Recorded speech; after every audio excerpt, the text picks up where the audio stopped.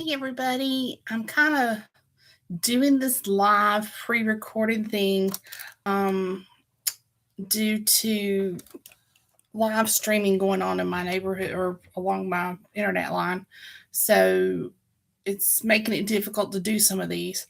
I'm hoping I'm catching it at a good time. I was supposed to do this in the morning, but there will be church streaming going on, so I can tell by the last Sunday I did this, a nightmare to do. So I'm gonna go ahead and do this now, and then you guys can watch it at your leisure. So tonight I'm reading the Namibian Offensive Codename Orcus series, book 3 by Thomas J. Eyre, one of my great friends. He is an awesome writer, and that is what his cover looks like. If you guys have not started this series, I highly recommend that you do it. It's got um, a little bit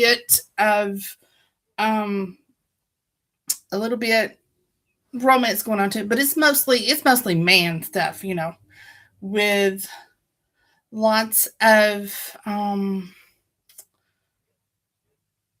blood and gore and shoot 'em up and espionage type stuff, all that good stuff that men like. So, and some of us women like it too. It's a good book though. He's a great author. I really like it. And Thomas, I appreciate you let me read this for you. It just came out on Thursday, which was the day I was supposed to have read this, but I had my surgery, which I'm healing great, y'all. Um, but they did intubate me, so my throat was sore, and there was no way I could read it Thursday night. Um, so I hope you guys enjoy this, and I shall get started here. Okay, and it is British. It is about British soldiers and such, but I shall not be reading it that way. You guys know I don't do British very well. Hold on just a second. I need something between this table and my stomach. Oh, there we go. Okay, so Patrick, chapter 1. Patrick Reagan's phone vibrated quietly in his pocket as it received a message. He flashed the phone, he fished the phone out and unlocked the screen. I'm trying to see which one. I can't read that way. Okay. I'm trying to get this light just right. Do I even need that? Yeah, I do need that. Okay. Ooh. Trying to get this light just right. Nope, right there. Okay. Okay, so let's try this again. Patrick Reagan's phone vibrated quietly in his pocket as it received a message. He fished the phone out and unlocked the screen. We need to talk. Meet me tomorrow at 1000 hours, Starbucks, M3, Fleet Series, northbound.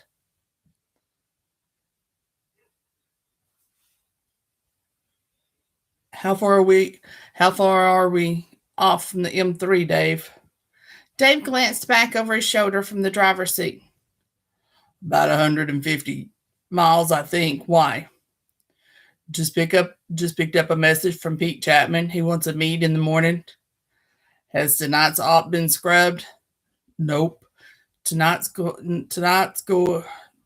ahead as planned. Cool. Dave sounded a little too keen to get back into action. He should be guarding his leg. But trying to get Dave to rest was a pointless op in itself. Not even Patty's kid sister could talk sense into the stubborn sniper. Patty winced. I knew you would, Vincy. Patty winced at Dave as Dave glanced back over his shoulder while weaving their armored RV and Rover loaded trailer through the M1 traffic.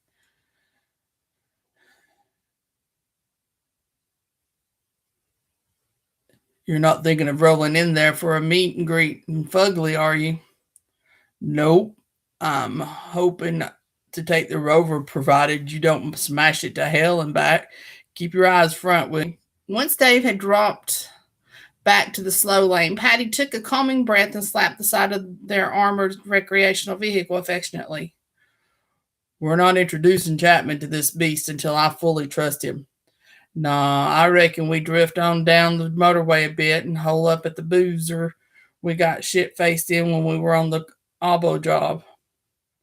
Break it down a bit, Pads. We've got shit faced in pretty much every boozer between here and the Black Stump. Paddy clicked his fingers, trying to remember. We'd be in Newberry. Oh, Greenham Common Peace Camp. Yeah, I remember ish. We were there. We were with that Welsh twat. Sodic. What was her name? What was his name? Kelly. You mean Kelly? You mean Kitbag Kelly? Patty laughed.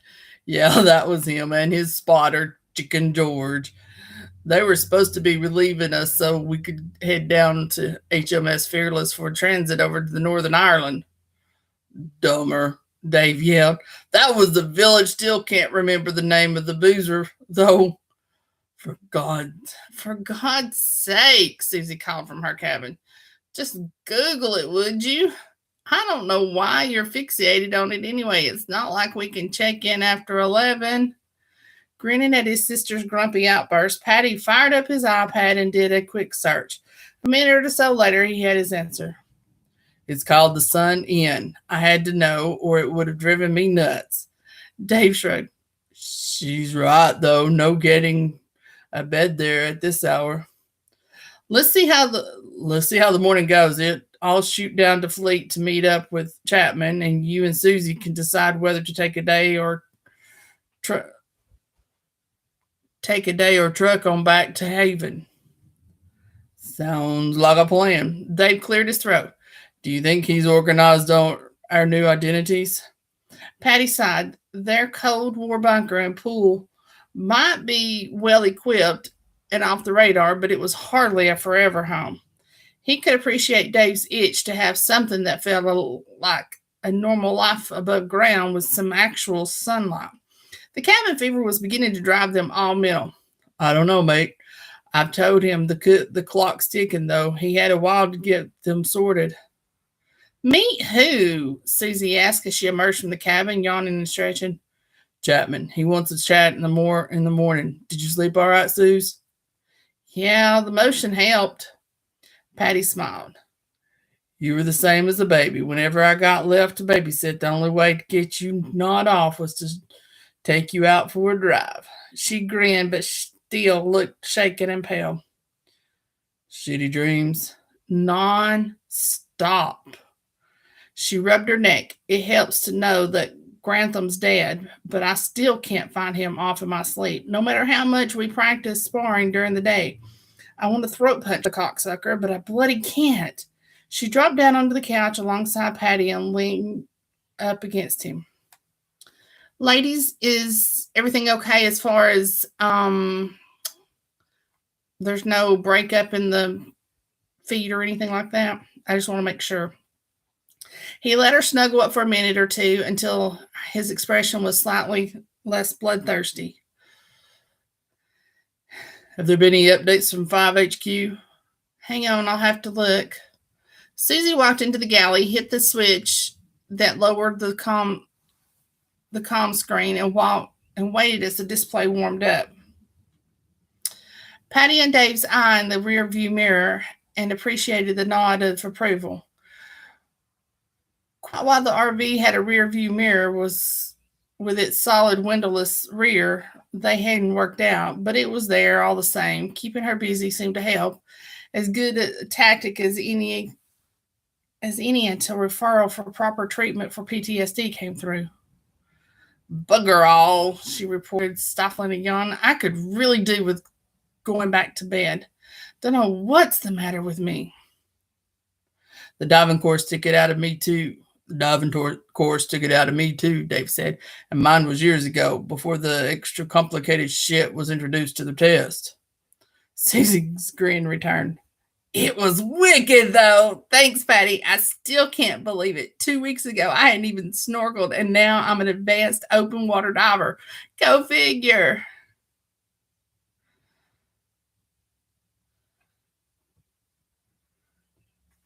Thank you, ladies.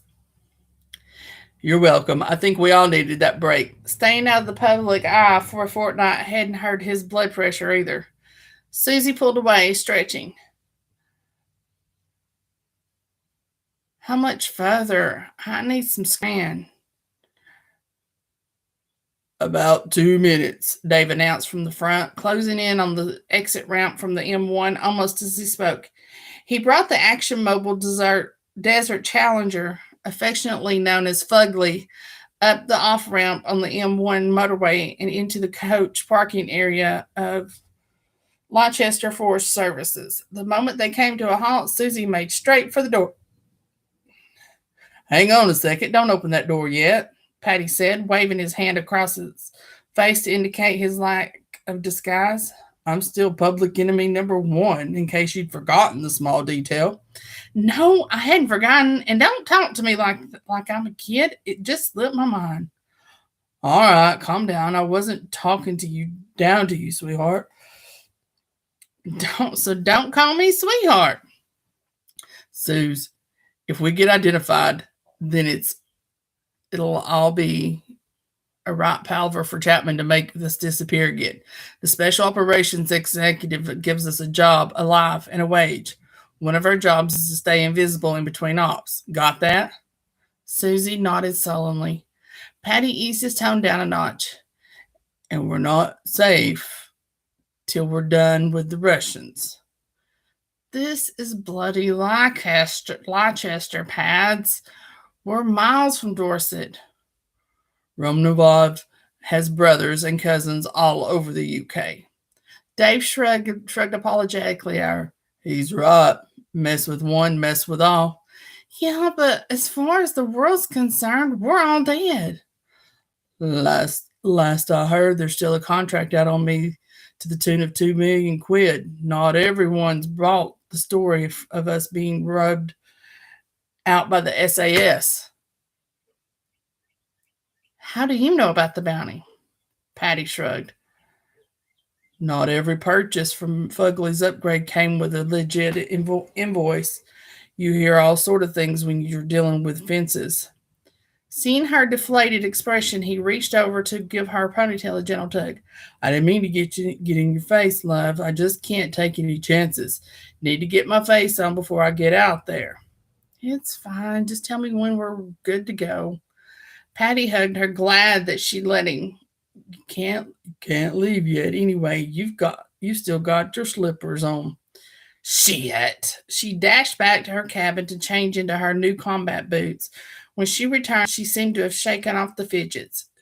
She took the lightweight Kevlar jacket handed to her without a murmur and strapped it on while Dave got himself ready in the lounge diner area of the RV.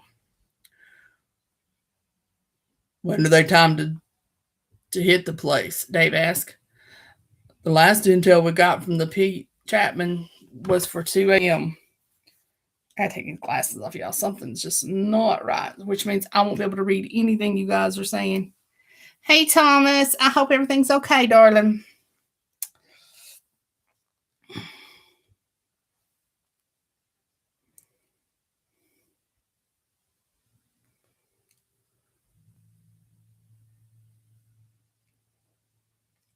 The last intel we got from Pete Chapman was for 2 a.m. strike on the cash office. Patty took a swig from his water bottle, his mouth suddenly dry. It was just coming up to midnight. The idea was to give Suze a leg stretch and return her to Fugly long before the action went down. There were so many things that could go wrong, like getting themselves killed while Susie was left safely inside Fugly, or Susie having a panic attack and coming to find them at just the wrong moment. Patty was scared to let her out of his sight until he absolutely had to. How does Chapman even know about this robbery? Susie asked Dave, slipping a loose jacket over her vest. GCHQ probably picked it up through Prism, capturing a mobile phone conversation. That'd be about the size of it, I reckon, Patty said, pulling on his own vest. Do me a favor, take Susie over to the cafeteria and I'll join you in a minute. Dave moved stiffly to the door and Susie went on out first, offering a hand as he stepped down. Thanks to an Indian summer heat wave, the heat from the tarmac blew into the RV with the breeze. Temperatures were still getting on for 25 degrees even at the end of September.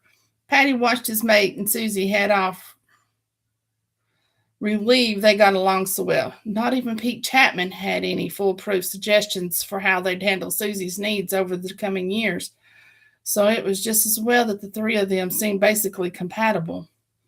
Patty opened one of the concealed gun safes and took out his Glock. He ejected the magazine, checked the load and safety, then slid it into the waist holster secreted in the back of his jeans.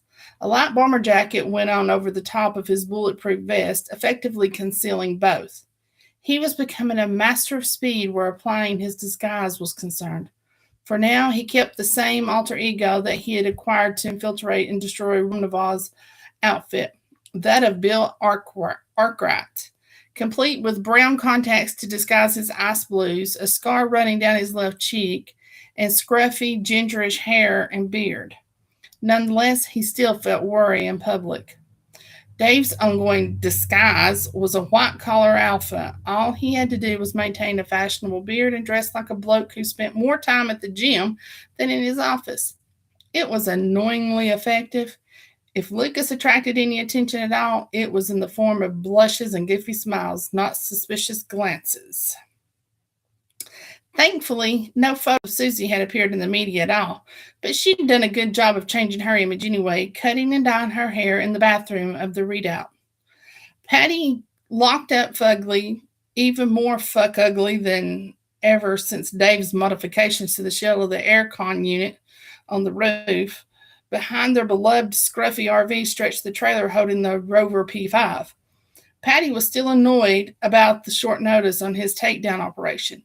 He'd have preferred to have stashed the car at Haven out of sight, but they'd come here directly from a job in Cumbria where they'd needed both vehicles for separate exits. Patty followed them to Burger King, remaining watchful for faces, exits, and obstacles as he crossed the concourse.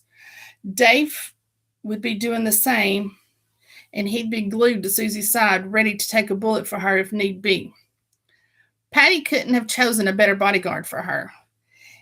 He saw Dave and Susie at the back of the small queue, waiting to get served. The place was almost deserted, just 2 or 3 tables occupied by long-distance truckers. After they'd eaten, Susie asked if she could go into the amusements arcade for a bit. David finished his meal, so he let her off with a big grin on his face. "Susie," Patty called and waited for her to look back over his shoulder. "Don't let him near the pub quiz machine or we'll be here all night." "Okay," Susie called back and giggled. Patty shook his head, smiled ruefully. He should have guessed she'd be into the machines too. His smile died quickly. Not that she had a choice, but his 15-year-old Spitfire of a sister was growing up way too fast, and traveling around with them while they were on SOE ops was not going to help her hang onto any of the last precious shreds of childhood. She still relived the abuse she'd suffered at Romnev's and Grantham's hands in her nightmares, sleepwalking and shouting. Chapman had suggested temporary fostering some weeks back, but there was no way they could part from Susie when her yelling threatened to reveal her true identity night after night. Nope, she was staying with them. End of. Patty gave them 20 minutes to play, then wandered into the services phone shop. He bought 3 Apple iPhone watches, including a plum one for Susie. He had the salesgirl set them up with an app linking all 3, turning them into location finders. It was just gone half midnight, time to get Susie back to Fugly before things kicked off, particularly since Dave had no inclination to leave the robbers alive. On their last raid, the bastards had murdered 2 employees at a betting shop, one of them working her last day before maternity leave. He located the gaming arcade, which was set into a little alcove a few doors down from the toilets. But there had been refurbishments. Just a few weeks ago, the arcade had opened out onto the wider concourse like all the other little units. It was now sealed off with a stud wall between the pillars. Patty headed for the windowed door, wondering if this change was due to some nanny state rule about removing all life's little vices from the immediate public eye. The government had tried doing what that with cigarettes, as if hiding fags in a cupboard made people mysteriously forget that they smoked. He opened the arcade door, hackles already up, not liking the change of setup at all. On the one hand, a contained action made it easier for staff to evacuate the rest of the service station. On the other hand, fights in a confined space rarely ended well. As he walked over toward Susie and Dave, a feeling washed over him that something wasn't right. The arcade was quiet. Too quiet. There were probably a half a dozen people scattered around, but nobody was talking. Everyone seemed to be staring straight ahead and saying nothing. The only noise other than the bleeps and squawks of the gaming machines was the gurgle of a baby being held in the arms of a woman standing right next to Dave. Patty walked up behind Susie, his senses on high alert. She was standing unnaturally still. His heart thumped in his chest and cold adrenaline flooded his system at the thought of her being trapped inside with him. It's too early. Why the fuck is this happening so early? A masked man holding a pump-action 12-gauge shotgun stepped out from behind the partition separating the children's and adults' areas and stood in the gap between, covering everyone. Patty heard a swish sound from behind as the window blind was released. A deadbolt clicked into place, locking them all in. "Don't move!" a voice shouted from behind. "Just stay put and nobody gets hurt." Patty picked up an East London accent, Cockney maybe. No hint of Russian. That didn't mean squat, though. There had been plenty of local foot soldiers on Romnavall's payroll in Dorset. The man passed Patty on the left and walked up to the change kiosk, where he pointed a pistol at the young girl behind the counter. He nodded towards the cash register.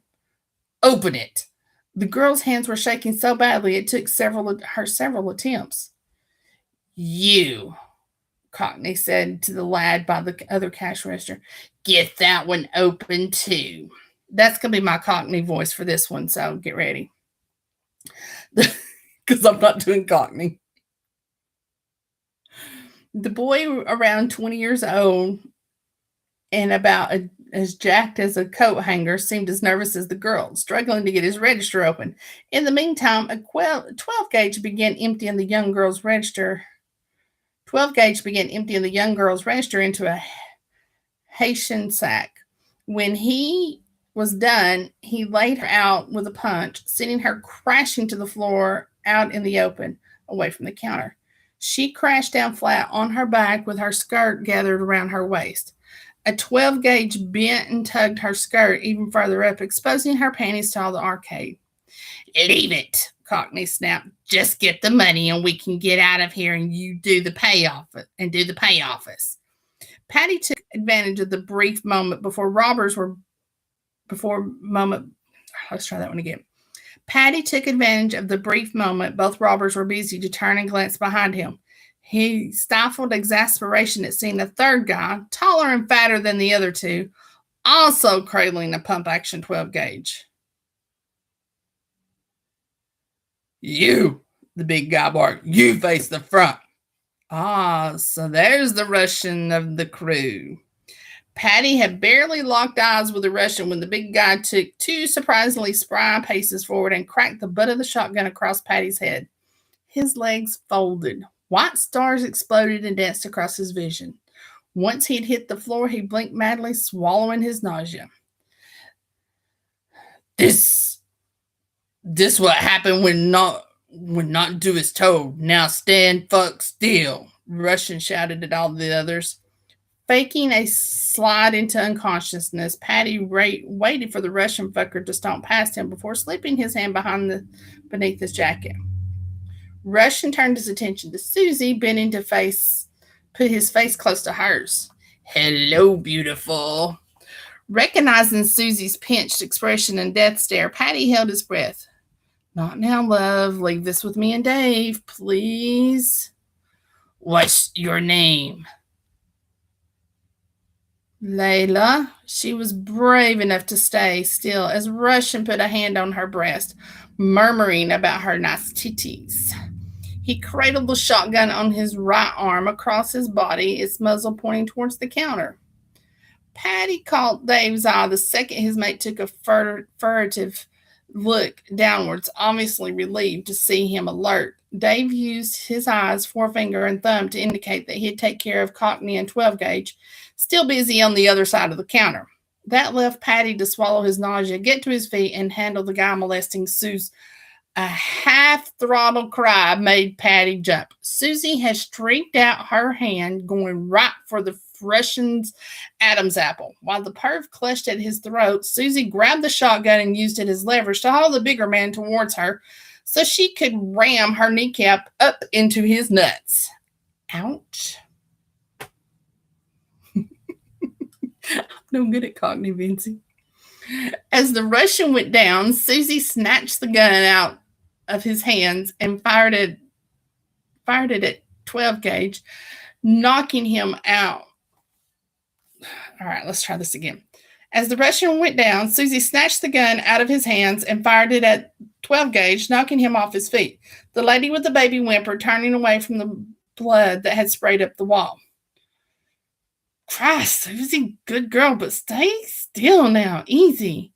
Dead-Eye Susie racked the shotgun, ejecting the empty case just as Cockney span around to face her.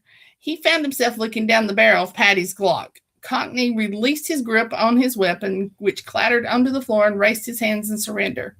Dave slipped behind Cockney in one sleek movement and dealt him a swift crack around the head with his gun. Cockney folded like a sodden napkin. Well done, Suze, Dave said, making to take the shotgun from his hands. Noting she'd seemed to have frozen, he tugged gently. Here, let me have that. Don't! Dave stepped back. Girl, we need to move. Susie put the shotgun down on the counter and kneeled down by the gasping Russian who was still writhing on the floor, cradling his crushed nuts. Just remember, sometimes girls fight back. She straightened up, the color dropping out of her face. Dave got his arms around her waist just as she toppled sideways. Patty heard sirens. He turned to the skinny lad, whose badge proclaimed him to be the duty manager. Son, where's the fire exit? The kid flicked a thumb behind him, indicating the kid's area. It'll bring you out by the recycling bins. Patty led Dave and Susie out of the building, and they darted across the coach park, back to Fugly and the trailer housing the Rover 5. The sirens had stopped, but the distant car park was now awash with flashing blue lights. Give me a minute, Patty said, dropping the tailgate on the trailer. He fired up the Rover, reversed it clear, then put it into park before putting the tailgate back up. By the time he got back into the driver's seat, Dave and Susie were already in the car. Patty flicked the switch on the dash that rotated the diplomatic plates into place and then floored the throttle. Why don't we just take Fugly? Susie asked, cowering in the back. Just doing a loop, love, Patty said. Stay out of your eye shot for a bit. Right. She couldn't sound less reassured. Patty looked at her in the rear view and spotted all the signs of an impending chuck-up. Can we stop? I feel sick. Thankfully, Dave was on top of things already, handing her a massive brown paper bag. He shuffled down to take the middle seat, rubbing her back as she retched until she brought up nothing but bile. Once she was done, Patty saw Dave pull her to his chest, gently stroking her hair. Oh, don't. I stink. Do you want a bit of space? I can move. You're good, she groaned, leaning back into him. Patty kept an anxious eye on her over the next few miles as he doubled back on the M1 and returned to the northbound side of the services. She was still shivering, long after the adrenaline should have subsided. Once he parked up in the darkness between two articulated lorries, he shut down the engine and turned in his seat to face them. How are you feeling, Sue? How are you feeling now, Suze? I just killed someone. If you hadn't shot him, he could have panicked and shot the girl with the baby, or God forbid, the baby. You did well back there. Did I? She buried her head back in Dave's chest, sobbing. Patty turned back in his seat and left them to it. When the silence became too oppressive, he switched the radio on. They wound down with a few cheesy 80s rock anthems before the news came on with the headline story about three armed males being injured in a failed robbery attempt on the cash office at Leicester Forest Services. Armed police were on scene and the situation was under control. He held his breath as Susie lifted her head, taking an interest. Just injured? She asked quietly. Patty nodded. That's what I heard too. Not dead? Right. She sagged in her seat. Can we go home now? Chapter 2. Patty arrived roughly an hour ahead of time for his meet with Chapman at Fleet Services. While he wasn't anticipating any trouble, he'd come prepared for it. Once he had parked, he leaned forward in his seat and tucked his trusty Glock into the waistband at the back of his jeans. He then spent the majority of the hour scouting the service area. The breeze on his face gave him a little relief to offset the growing heat inside the Kevlar vest hid beneath his lightweight jacket. A few minutes before 10, he wandered back to the car park and took up station on a bench not far from the Rover P5. He couldn't help smiling as he clocked a couple of guys checking out the pinstripe example of the now vintage motor. Take a good look, lads. You won't find another in that condition and with only a few hundred miles on the clock. He watched as a people carrier pulled up on the right of the P5. He was just approaching of the tidy parking when a boy seated in the back flung the door open, making Patty shriek inwardly. He restrained himself from leaping to his feet. The P5 could survive a hit from a landmine, but the old girl's paint job was just a smidge less vulnerable than any other cars. He had heard the mother give a child a dressing down, telling him he'd almost cost them a fortune. Morning, Reagan. Patty looked up to see Chapman holding out a coffee. Where the hell did you come from? Chapman sat down on the bench next to him, lowering a laptop case to the ground. We all need our secrets, Patty. So what's in this cup, or is that the state secret? Black Americano. Chapman passed over a handful of sachets. Couldn't remember if you took sugar. Nah, you're all right. I'll keep these for later, though. Cheers. Chapman bit down to unzip his case and remove a handful of A4 envelopes. Right. I haven't got long. 2 things we need to discuss. First off, these are your new identities. Patty's was in the first envelope. He was still Patrick, but had apparently become a Foster. Dave was simply Jones. Reasonably obnoxious, Chapman said, then sipped his coffee. Surprised you didn't call me Smith. Don't be daft. Ignoring Chapman's sharp tone, a bit hit and miss, the bloke's sense of humor, Patty had a quick skim through both sets of documents, searching for what he really wanted to see. The deeds for the abandoned farmstead he and Dave had eyed. The ideal property had a house and 2 barns, and it was a good distance from the road. Even better, it had a spacious storm cellar, big enough for their vehicles, and a ramp. A perfect place to move their little operation to, ideally before Sarah got back from her trek to Namibian. Much as Sarah loved her boss, Bob, and the easygoing work at the Easy Reef warehouse, Patty couldn't help feeling that she must have needed some time to do something more rewarding than answering phones and organizing yacht repairs.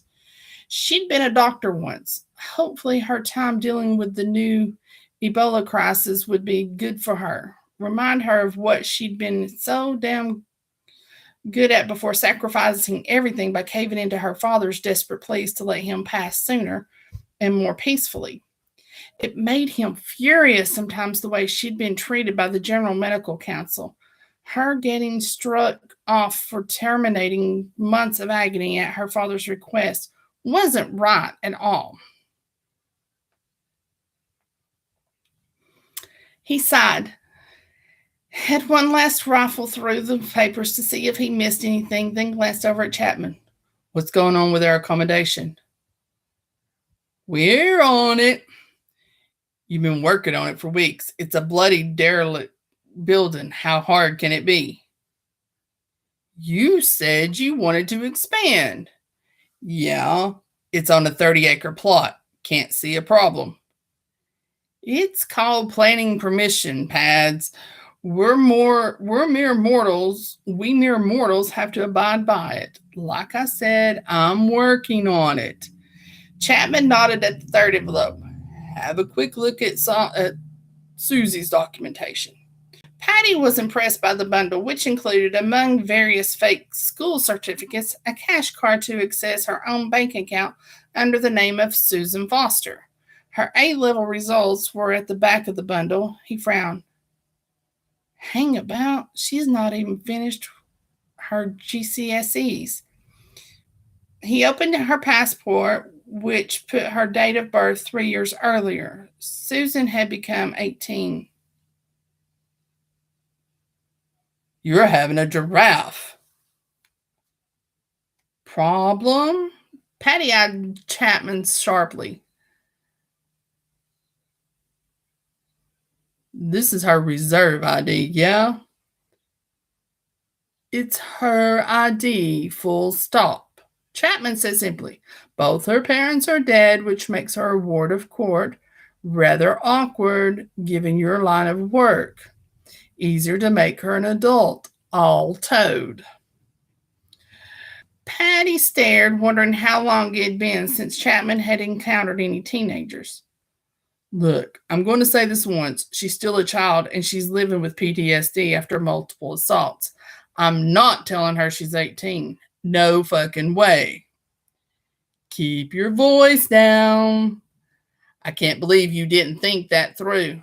On the contrary, a lot of thought was put into, doesn't bloody seem like it. She's a forceful personality as it is. The last thing I need is to have a row with her and for her to throw her passport at me and tell me she's an adult.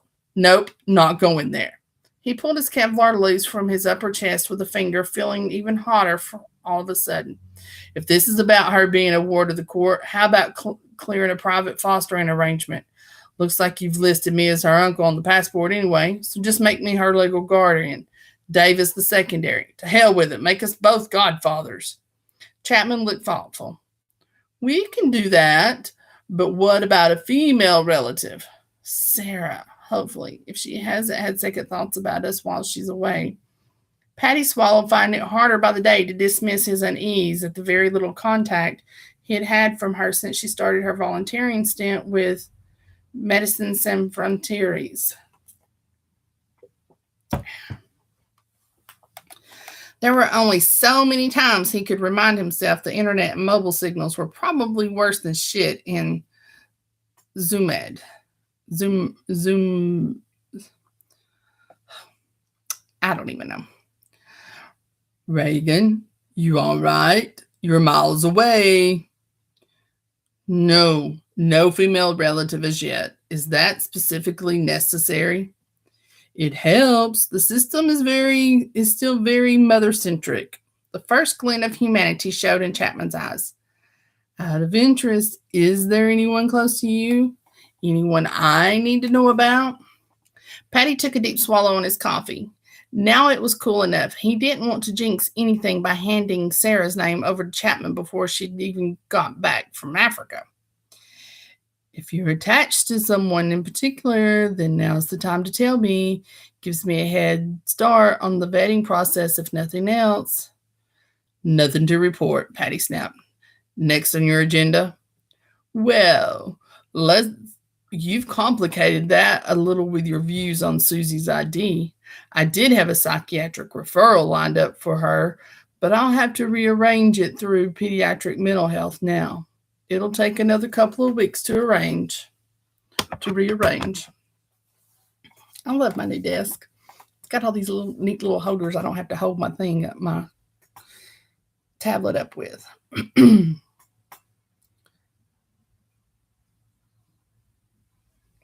Patty winced at the delay, feeling guilty about causing it. Susie's attention span had suffered badly, along with her temper and impulse control.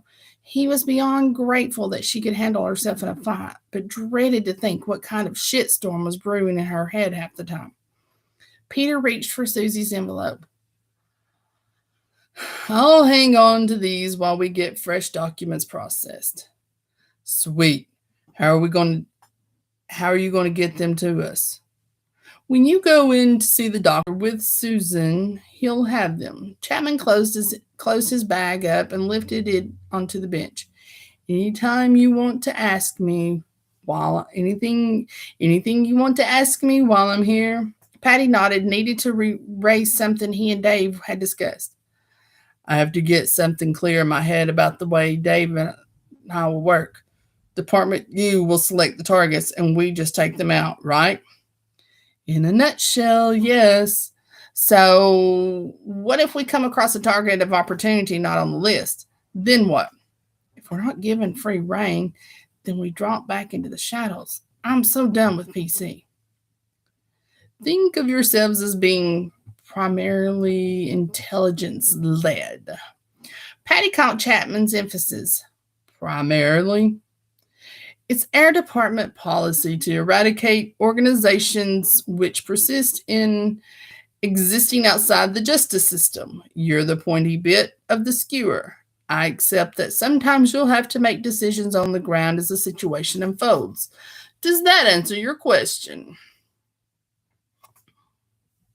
Patty grinned, the wind taken out of his sails somewhat. That was vague as fuck, but I think we're good. He got to his feet, pleased to be able to tell Dave that they pretty much had carte blanche to deal with the remaining Russian factions as the need rose. Eliminating the sponsors of the bounty on his head was quite high up on his list of priorities. One last thing, Reagan. Give me an address. Even if it's a bloody post box. There's got to be some level of mutual trust or this isn't going to work. What have you put on our driver's license then? Plausible accommodation. Make sure you learn the address off by heart. Chapman straightened up his lips then. Reagan, I'm stuck my neck out for you. Throw me a bone or I'll chuck the whole fucking skeleton at you. Patty got to his feet. I think we can manage a post box number. Don't string yourself, old chap. The SOE director rolled his eyes, grabbed his case, and walked back into the services through the coffee shop. Patty drained the last mouthful of coffee and made his way back to the Rover. Knackered, he drove on autopilot, finding himself almost dropping off as he drew closer to the old Cold War bunker just outside Warham. His eyelids grew heavy. He opened the window and stuck his head out into the slipstream, keeping it there for a few seconds before sitting back properly and rubbing his eyes. For all its faults, the old bunker beneath his late stepfather's yacht warehouse seemed like heaven right now. He closed his eyes and took a deep breath. Haven may be all hyper-functional furniture and big, empty, echoing spaces, but oh man, that shower was to die for. The buzz and vibrations of the lane markers jolted him alert. He pulled off the hard shoulder with a jerk, almost heading straight at the back of a broken-down truck. He yanked the wheel, putting the P5 back into its lane. By the time his adrenaline rush had worn off, he was almost back home. After a nap and a power shower, Patty limped out of his Spartan bedroom in vest and tracky bottoms to find Susie and Dave watching a current affairs program, both their faces grim. He stood at the side of the sofa, craning his neck to avoid the reflected glare of the white overhead lights on the screen. Smarmy host Philip Hamworth was hosting 4 pundits in a debate about Patty's rampage and subsequent death at the hands of the SAS, along with that of his younger sister, fellow Marine David Lucas, and the late Security Services Chief Sir Charles Grantham. The discussion raged back and forth as to whether Patty and co were victims of circumstance, heroes, or self-righteous villains. James Smalls predictably decried them all as terrorists. Patty kept a peripheral eye on Dave, whose jaw muscle was bouncing as fast as his foot. Roger Fulcom had advocated their heroics, their determination to stick their neck out and do what needed to be done to bring down a criminal network. The sole female voice belonged to campaigning actress Fiona Adams, whose only contribution was to repeatedly laminate the death of poor Susan Morgan, who's shown such talent and the potential as a flautist. What is that? I don't know that. I don't know that word. Susie snorted. They obviously spoke to my music teacher while she was drunk. I got as far as grade 3 before being chucked out of that class. The problem, Smalls whined on screen, is that with where we end up as a society if we condone vigilante activity on this scale.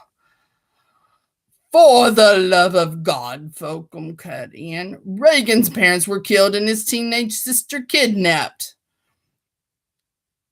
They don't mention my poor brother, I noticed, Patty muttered.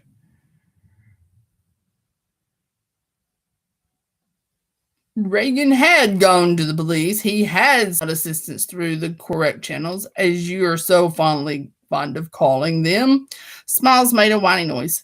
When things come to pass that collateral damage includes the death of someone of Sir Charles's caliber, we have to question whether the cessation of activities in a small group of Russian. Dave stabbed the TV remote at the screen, shutting down the debate with extreme prejudice.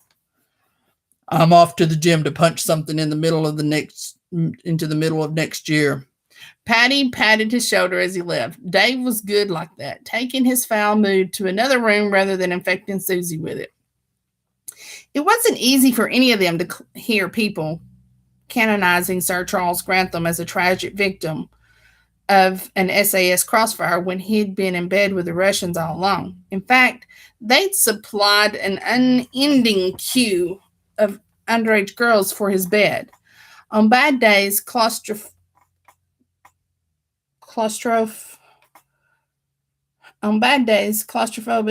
frustrating days, it made Patty as mad as hellfire that Grantham got to take off his grubby secrets to his grave with him. He flumped himself down where Dave had been sitting and stretched his arm along the back of the couch. Susie snuggled up, which was fine. Paddington leapt up onto his lap, which was less fine. Patty grunted as several stone of Rottweiler made itself comfortable on his groin. Down, Susie commanded. Paddington reached over and slimed her face, otherwise not moving an inch. Patty stroked the smooth head and resigned himself to being crushed. At least he'd sorted some obedience lessons for the dog, and not before bloody time. Susie turned on her seat, legs crossed. So what did Chapman say? He groaned, resting his head back. You're not going to like it. Out with it. We'll be in Haven a while longer. The farm's a no-go just yet. Susie folded her arms, scowling. Tell me about it. I'm well aware that the survivalist novelty's wearing off. He looked up at the flimsy, grubby foam tiles of the living quarters within the old redoubt, pining for a white ceiling with black beams, windows that would let in actual sunlight, doors which led outside on the same level instead of an airlock, elevator, ladder, and then a high-security trapdoor beneath the Easy Reef warehouse. These Cold War bunkers were as uncomfortable as they were safe. How about the IDs? Mine and Dave's are done. Yours is pending. They've just got some background material to finalize for you. He cleared his throat, feeling the lie heat his cheeks. What are you not telling me? She tilted her head suspiciously. Patty, what are you leaving out? I've been made your legal guardian. You'll be my 15-year-old niece. And this means I'm responsible for making decisions on your behalf. Aren't you already? Okay. I've just never seen it spelt that way. Sorry. My bad.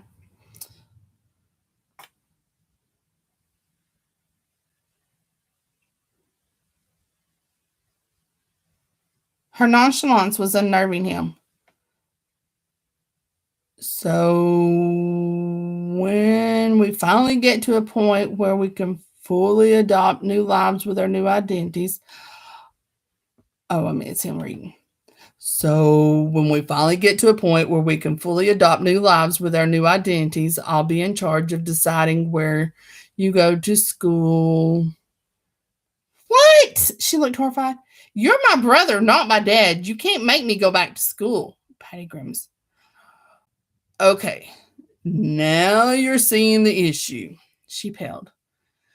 Don't tell me that Dave's suddenly my uncle as well. Nope, he's Dave Jones, my long-term colleague, and your second godfather. Any problems with that part? She looked relieved. No, I'm good with that, but what about my name? Will Chapman change it to yours? I don't think Patty would suit you. She did the default teenager eye roll, but grinned right on the back of it. Ha-de-da. Seriously, though, I don't want to be a Morgan anymore. I want no part of that wanker. Yeah, all right, Susie, enough of that. His sister gaped. Are you a hypocrite or what? I didn't see you for fucking years because of how much you hated my dad. Yep, you're on rocky ground there, son. Patty twisted in his seat to hold her gaze. Exactly. I missed out on a proper relationship with you and Mum because of it. Don't waste your energy hating him like I did. He's still your dad. No, he wasn't. No father would sell their own daughter to be used as a prostitute. It wasn't quite like that. He used me as collateral to sort his debts out. No, we need to be fair. Morgan was trying to get you away from the Russians when they killed him. Don't you dare defend him, Patrick. You've been more of a dad to me than Dodgy Roger ever was. He never wanted to know me when I was little, and after he sent me to that boarding school, it was just as if I didn't exist. You have a point. Patty slumped back in his seat, saving his energy for round two, which would have to take place after he had had more sleep. Let's just forget him, eh? You've got enough on your plate as it is. Deal. Susie got up, dropped a quick kiss on his head, and stalked back to her room. Patty groaned with relief as she moved away, and not just because Paddington had leapt off his lap and followed her. She dreaded this appointment for a whole week. The office walls seemed to close in on Susie, however much she paced. Patty kept his head down in the corner, his face buried in an old Top Gear magazine. 2 years back, though it felt a lot longer than that, she'd said something rude about one of the year 10 girls in a supposedly secret chat in her dorm at school. Her contribution to the giggly conversation was hardly the worst, not compared to Jessamy's comments, yet it had been her remarks alone which had been repeated around the whole school by lunchtime the next day. Weirdly, her other 3 roommates emerged from the scandal looking purer than the driven fucking snow. By the time the school-wide silent treatment had eased off, she had lost half a stone in weight and had shed more blonde hair than a golden retriever. Until her abduction, that incident had been hands down the most traumatic she'd ever experienced. Susie stared at the door separating Dr. Drake's office from the waiting area and wiped the sweat from her lips with the back of her hand. This shrink appointment was a very close third. She really, really didn't want to talk about what happened with Grantham on the deep quest. Not to anyone, and particularly not in front of Patty. She could barely think about he'd done to her on that boat, and worse, she hadn't fought him off. How could she explain that she just sort of let it happen? By that point, she was just grateful that he was nowhere near as rough as Romanov or his boys. He'd been lover-like, almost. Just thinking about Grantham's hands on her still made her pulse gallop and her gut lurch. She still hated her stupid body for responding. You can go in now, said the receptionist from behind her desk. Patty got up from the couch and took Susie's hand, squeezing lightly. I know you're scared. You don't know the half of it, Pads. Patty opened the door of Dr. Drake's office and tugged her in behind him. Susie pulled back a half step, keeping Patty between herself and the doctor. Come Come on in, Miss Foster. Susie, nice to meet you both. Drake shook Patty's hand and waved them both to an L shaped couch in the corner. She was relieved he didn't try to shake her hand as he had her brother's. It is Susan or Susie. Is it Susan or Susie? Suze or Susie. I'm good with either. You can call me Edward if it gets me out of here faster. She lowered herself under the couch, sitting as close to Patty as possible as the psychiatrist settled himself at the narrow end of the L.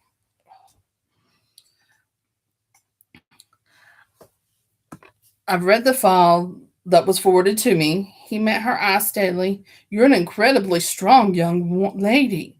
Yours is rare and terrible ordeal. She swallowed, determined not to let her sympathy crumble her barriers. It had always been hard keeping her wall up when people were nice.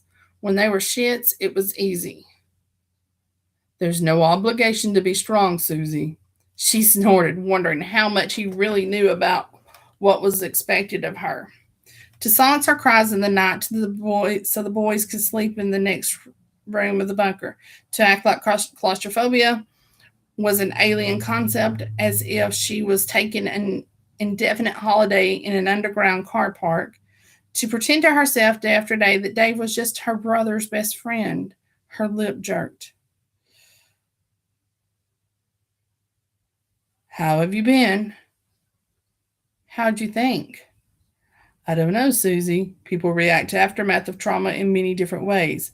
I'd like to talk about how you've been coping. Susie looked at Patty with pleading eyes. She couldn't talk about any of this in front of him, but didn't want to tell him to go away either. I just need to sleep. I know I'm not coping, but when I can sleep, which is hardly ever, I have bad dreams. I'd sooner just get some antidepressants or zonk out tablets and be done with it. Patty put his hand on her knees. Let's hear the doctor out, okay? He's the one who understands what you're going through. Dr. Drake ran a hand over his shortcut hair. I think it's important to keep an open mind about what these sessions can achieve. I'm happy to prescribe a short course of low dose Phenergan to break you out of the insomnia cycle, but that's not going to scratch the surface of the level of panic that comes with PTSD. And given your age, I'm extremely reluctant to consider sertraline or similar. I know about antidepressants. I know they can make you a bit of a zombie and all that, but I can deal with that if it stops the shit going around in my head. Look, Suze, the doctor says pills won't work, so. Whose side are you on, Patty? Susie straightened in her seat. Well, screw you and screw this. I don't want to fucking talk. Pad leaned against her, his voice warning that she was hurtling too far off the rails. Calm down and listen. It can't do any harm to listen, yeah? Susie? What? She snapped, glaring at Drake for cutting in on the argument. There is no quick fix for what you've been through. Right. That's going to help me keep an open mind, is it? Fuck's sake. What kind of shrink are you? Suze, Patty barked. You've barely let him speak. Take a breath, open your ears, and stop swearing. Dr. Drake, totally unfazed, leaned forward, elbows on his knees. I think you would benefit from some hypnotherapy. How would you feel about that? What if I talk about Dave? She took a sharp breath, shaking her head hard. She could barely confess her feelings for him to herself, let alone open her trap by accident to anyone else. The force of her feelings for him felt all wrong, too, like it wasn't supposed to happen like this. She should feel panicky and angry if any man came near her, right? She stared out the window, considering the half-truth of the situation. The Russian fuckwit who'd grabbed her tits at the service station had unleashed the red mist almost instantly. That had been reassuring in some ways, but when Dave had propped her up afterwards, she'd been gutted when he'd finally let go. I'm talking about a deep meditative state, Drake went on. Your uncle can remain in the room with every session, or you could request a female nurse to sit in as a chaperone. No, no hypno. Tell me about the talking therapy thing. Out of the corner of her eye, she saw her brother sag with relief that she wasn't rejecting everything. Dr. Drake remained totally calm, apparently immune to having his head bitten off. Maybe she could just chat about general stuff with him if he promised that what he said in the room stayed in the room. Counseling still seemed pointless, but if it was a damn sight better than Patty hearing stuff he didn't need to about Grantham or about Dave. Drake smiled warmly. Would it help if I told you a bit about me? She gave the world's tiniest nod. I served in 2 para, that's the 2nd Battalion of the Parachute Regiment. I saw active service in the Falklands War, the First Gulf War, then Iraqi freedom, and also in Afghanistan. Susie blinked. Really? So you've been about a bit then? I've seen firsthand the conditions and circumstances that lead to post-traumatic stress disorder, and I've helped several dozen former service personnel come to terms with their condition, managing it successfully. What? Just with talking and hypnosis? No, PTSD is actually a physical neurological problem. It's not a failure to manage your emotions. Do you suffer from flashbacks, as in, do you find yourself reliving? I know what a flashback is, thanks. And yes, she gripped her knees.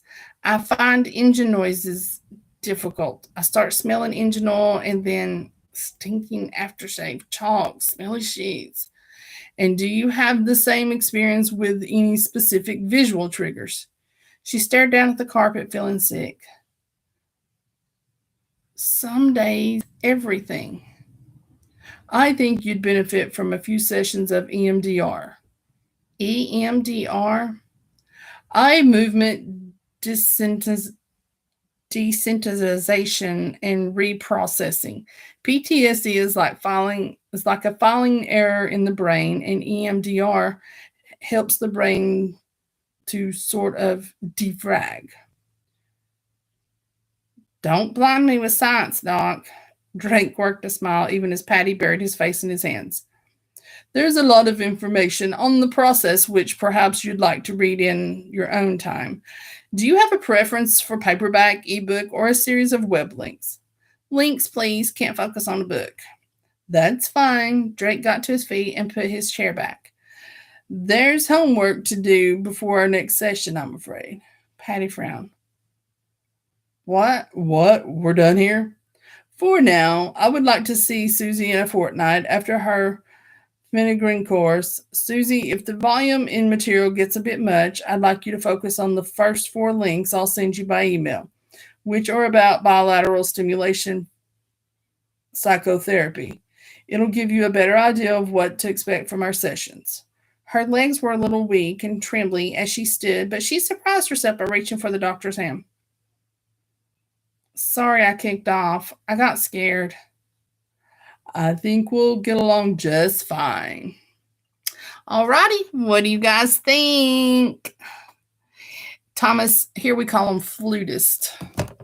And yours had an A in it. I don't know if that was meant to be there or what, but I was having a hard time with that word. Ugh. There we go. So, The Namibian Offensive, a Patty Reagan thriller, cold. Let's go back to cover so I can read it correctly. Cover. Codename Orcus Series Book 3. It is free on KU. And Thomas, somebody will have to put the links up there. Guys, the links are in the Nook, so you can go there to see. Thank you for joining me tonight. I appreciate this being kind of a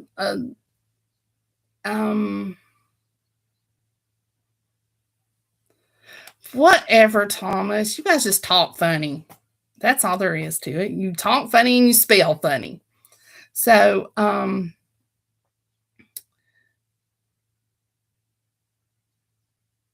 Sorry, my neighbor's doing something goofy.